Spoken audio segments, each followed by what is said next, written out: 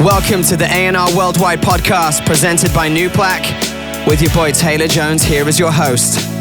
This is the Executives in Discussion podcast where we talk to experienced executives and creatives.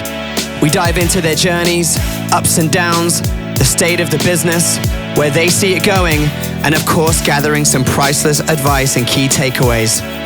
If you're in the music industry or you're looking to get your start in the music biz and want to hear from the very best, this podcast is for you. Jesper Skibsby is here with us today. Jesper is the CEO of WARM, World Airplay Radio Monitor. It was founded to seek truthful and accessible data in the music industry for creators to access their Airplay data. WARM saw an open door to get started and now monitors tens of thousands of radio stations across the world in more than 160 countries. If you want to talk radio, Jesper is the guy to talk to. Let's get into discussion. Hi, Jesper. Hi, Taylor. Thank you for being here today. Where did you come from? I come from Denmark. You came all the way from Denmark for MUSEXPO also. Well, I'm glad. Is this your first time here? No, I think it's my fourth time, actually. Okay, you've been here more times than me. Yeah. I think the first time I was here was it was on Hollywood Boulevard or something. Yeah. Well, they recently moved it up here, I guess a couple of years ago, celebrating the city of Burbank. And I guess Sat, shout out to Sat, gave a nice speech about that over the... And he's based here, so it makes sense. Exactly, it makes sense. Yeah. Well, I'm really glad to have you in town. Really intrigued by what you do. You run a company called WARM. Explain to us what that is and what you do. Yeah. So basically, WARM is a radio airplay monitoring service. We focus on covering as many radios as possible. So right now we monitor 29,000. Yeah, something like that. It's in the 20,000s, and then we monitor radios in 150 countries. Wow. And the main reason for that was because of my own personal frustration. Being a manager and had a record label, and I found out that one of my bands had a lot of plays in Poland, and they weren't being flagged on a PRO, probably. No, because I found out when it was happening. But even so, the society did not get the reporting from the Polish society. Mm-hmm. So. But this was my epiphany moment. Well, I'm glad that you started a company out of frustration because the best things are solved. I started from solving problems. Yeah. And I was an artist back when I started my career, and I actually had a hit record in Poland. And I had the same problem. I had a record that was signed to Magic Records, and it came out in Poland, did very well in the Airplay charts. But PPL in the UK didn't flag it for Airplay because it hadn't yet been played in the UK. And it has to be played in your domestic territory before they'll flag it and then before you can see elsewhere. So I've actually experienced the frustration back in the day, which is really, really ironic. So you started as a manager, you said, and from managing, what were you managing? Bands? Were you managing artists? What kind of music were you managing? So primarily it was DJs, electronic music, but I also had like a small band from Iceland, like more alternative. Okay. So you're a fan of music? Yeah, absolutely. Yeah.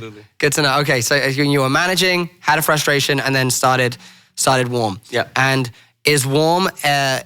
How do you collect the data? Is it an opt-in service with radio stations? Are you plugged into Luminate or Nielsen, or like how are you collecting data? We're basically an alternative to Luminate and Nielsen, etc. But I mean, the main thing is that we use audio fingerprinting and music recognition, which is similar as you would know from Shazam. Mm-hmm. And basically the radios do not necessarily know if we monitor them. So it's basically... It's public. Yeah, it's public. I mean, it's not really different than if I could, theoretically just listen to all radios and write down and recognize all the music. It's actually exactly the same. Yeah.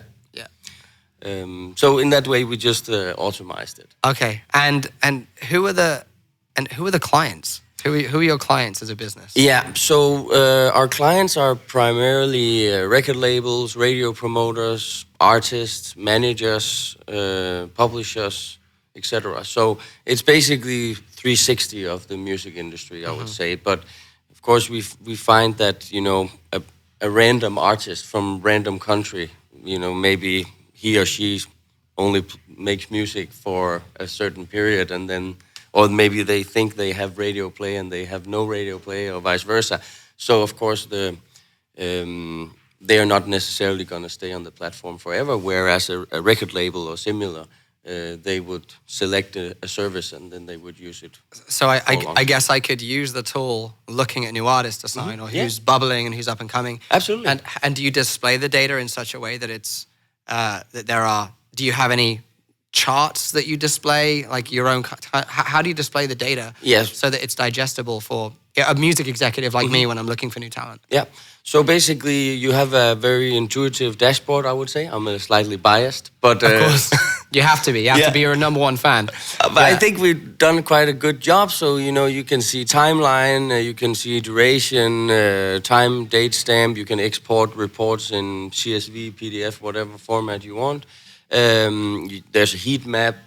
So there's the heat map. Lots of different visualization options. I think it works really well, and it's also, yes, I think it's very much a necessity for people to be able to see if something is happening in markets they did not necessarily prioritize. And if they're getting paid correctly. Absolutely, yeah.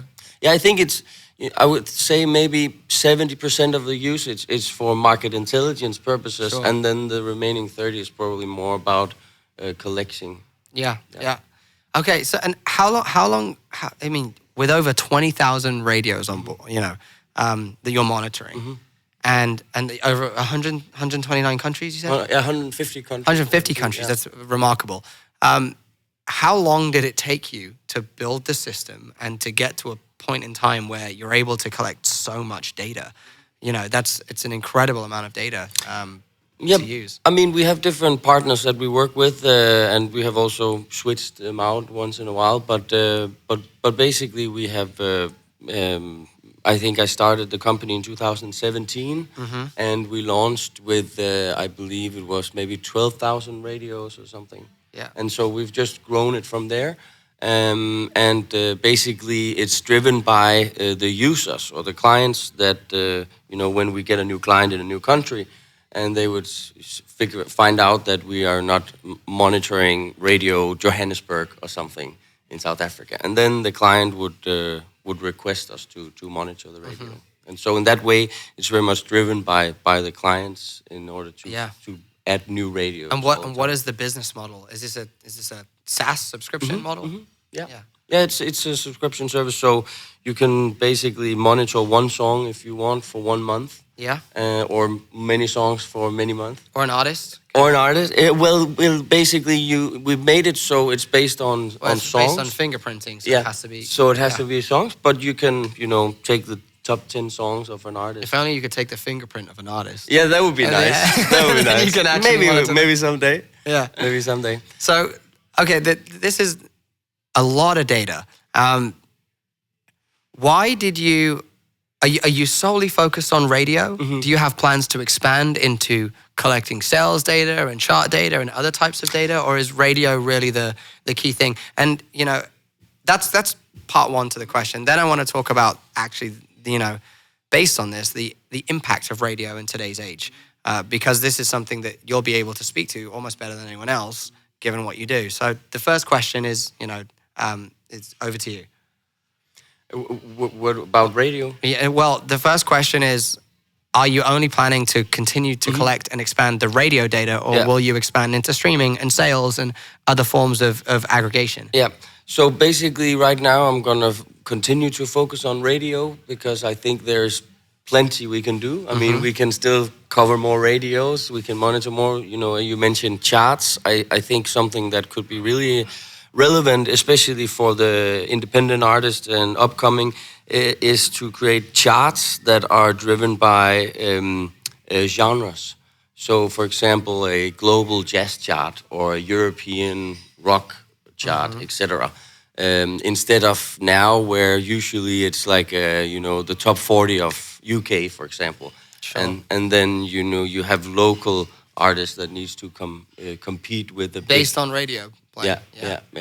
then you need to compete with, Ed Sheeran, Rihanna, Justin Bieber. And that's the same process in all countries. So I think it would make more sense to have, this, let's say, more fair competition environment, so to speak. Yeah. So how do you get on the radio as an artist at the moment? Because, there used to be the old school music business was, you hired a radio plugger, you hired a TV plugger, you did a PR campaign, and if you did most of these things right and you had a good enough song and a good enough video, you land on a TV channel, then the radio plugger picks it up, and then the radio gives you a couple of spot plays because you're on the TV channel, and then the PR gives you more, and then it starts to grow a campaign, right? And then you lift. But in the day of streaming, what are radios focused on in order to first allow you entry onto, even for consideration on a playlist or for a spot play? And how would an artist go about even getting that done today? It's very much depending on what radio and what market and what country, because it's very, things are very different. Like, for example, the way that a big commercial radio works in the US compared to how, a smaller radio works. Eminem works in Belgium. Exactly. Yeah. So I think it's very depending on the specific market, so to speak. But I mean, I think like what we have, lots of our clients are the radio pluggers also. So I think many of these are like specialized to work with, let's say, electronic music or rock in Germany only, and so at least a lot of the pluggers are like very specific, which of course makes it good for the clients, especially if you're an upcoming artist and you work in a specific territory. So it's not necessarily all about commercial pop. It's like you actually, there may be an argument to support that there's a higher chance of getting onto the radio if you're slightly more alternative. Yeah, absolutely. I mean, at least I mean, my hypothesis in a way is that the smaller the radio, the more independent mindset. So, I usually use this guy with David Silver, from Beverly Hills. Yeah. He was sitting there, he didn't get any money, right? Like, he's just there out of the love for the radio as a college radio gatekeeper. And I think it's the same you see with the other different radios and specialists and community radios and alternative radios, etc. And so I think these people are more open to find new music, and even if it comes from somewhere else. So let's say you're an American radio and you get sent music from an Icelandic indie band or whatever.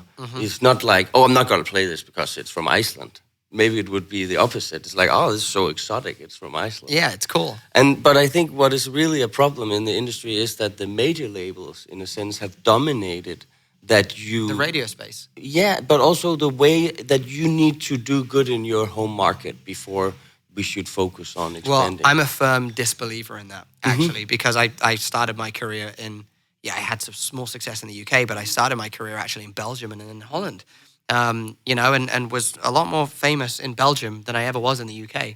And that's what transpired a career for me.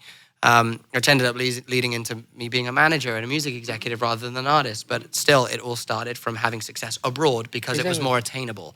Yeah. But radio, in my experience, had more of a place in the early stages of growing and building an artist's career. I wouldn't say that it was more impactful back then, because once you go past streaming and you get to the radio, that's when you really start to have a crossover hit, especially in America with the major label system. But how impactful do you think, from a global perspective, radio is in breaking records now over streaming?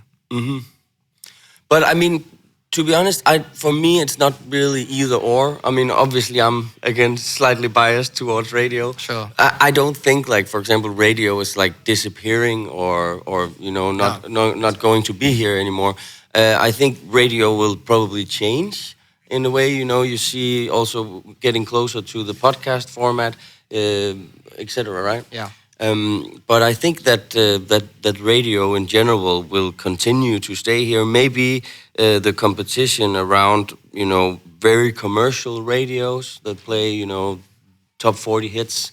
I think they could probably have some difficulty over the coming years because that's basically what your playlist is on Spotify. Sure.